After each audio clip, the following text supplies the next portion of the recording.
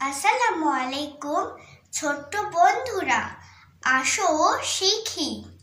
শুরু হতে যাচ্ছে বাক্য সংকোচন বা এক কথায় প্রকাশের অনুষ্ঠান।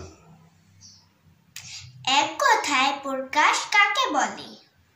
শব্দ বা শব্দগুচ্ছকে অথবা বাক্য বা বাক্যাংশকে এক পদে রূপান্তরিত করার রীতিকে বলে বাক্য সংকোচন বা এক কথায় প্রকাশ।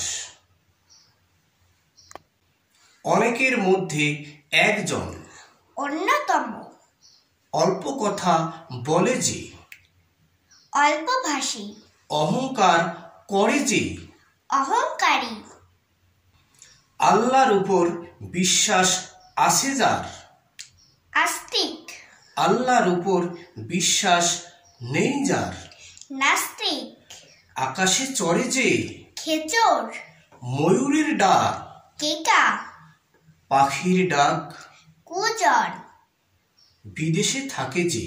প্রবাসী। ধন্যবাদ সকলকে। ধন্যবাদ সকলকে।